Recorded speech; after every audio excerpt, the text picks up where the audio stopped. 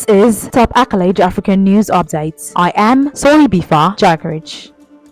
The mother of the Ghanaian toddler, officially recognized as the world's youngest male painter, has talked of her pride in her son's artistic ability and hopes he can take the arts world by storm. Ace Liam Nana Sam Ankrah achieved the incredible feat aged 1 year and 152 days. He already knows what colors complement each other, said his mother, Chantelle Kuukua Eghan, who has been an artist herself for 8 years. Miss Eghan said she first realized his talent when he was only 6 months old. Ace was officially honored with the title after 5 months of waiting for Guinness World Records to ratify their attempts. To qualify for the record, GWR, Guinness World Records, said Ace Liam needed to be part of the professional exhibition that was open to the public and sell his work. It added that the work needed to be done to a professional standard and evidence presented that it was done on his own. Ace Liam's work was exhibited at the Museum of Science and Technology in the capital, Accra. From last December to early January, he sold 9 of the 10 pieces that were on display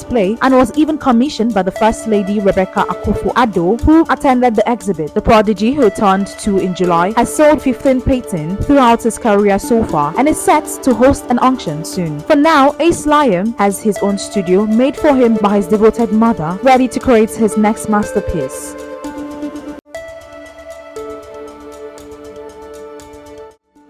11 people have been killed and 2 others injured in an explosion at a sugar factory in Tanzania's eastern district of Movmero, authorities say. The blast happened after a heavy-duty steam pipe burst as workers were starting production, the fire and rescue team said. As well as Tanzania's citizens of Brazil, India, China, and Kenya are among the dead, officials say. Alex Makama, the regional police commander, said that his team was investigating the cause of the incident. The explosion occurred at about 1:00 local time on Thursday at a factory run by Mitboa Sugar Estates Limited, one of Tanzania's main sugar manufacturers. All the deceased were electrical and machine staff who were working in the control room at the time, Mr. Makama added. Following the blast, the Mitboa Sugar Company has suspended all production activities in the factory, one of the biggest in the country. The bodies of the deceased workers have been moved to the mortuary of the factory's hospital.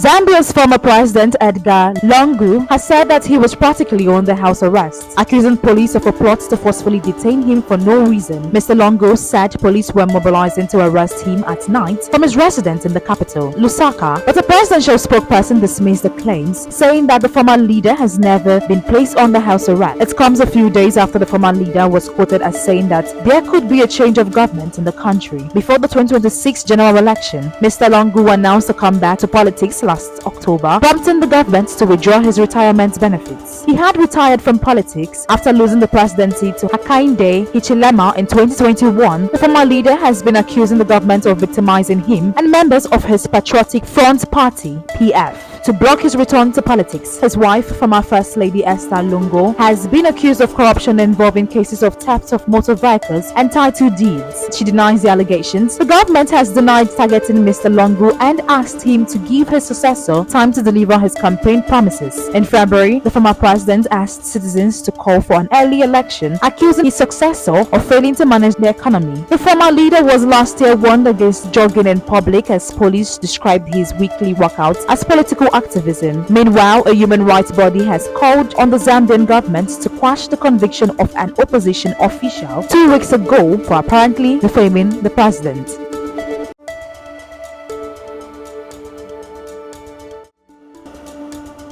US President Joe Biden has named Kenya as a major non-NATO ally, making it the first sub-Saharan African country to receive that designation. Mr. Biden announced the move during a 3-day state visit by Kenyan President William Ruto. It is the first such visit to Washington by an African leader in more than 15 years, and comes Russia and China have expanded their influence across the continent. Several governments in the Sahel region and Western Africa have also fallen to military coup, leading to the removal of cooperation cooperation missions with Western nations. The extension of major non-NATO ally status will allow Nairobi to engage in closer security cooperation with Washington and obtain more sophisticated U.S. weapons. Doing so is a fulfillment of years of collaboration, Mr. Biden said in a joint news conference with Mr. Ruto as the White House. Kenya has emerged as an important security partner to the U.S. in East Africa and is also part of the Ukraine Defense Contact Group coalition, which meets to coordinate on how to arm Kyiv against Moscow. The strengthening of its U.S. alliance comes as Washington faces setback in other areas of Africa. That is the size of top accolade African news update. You can follow us on our social media platforms as displayed on your screen. Happy Friday.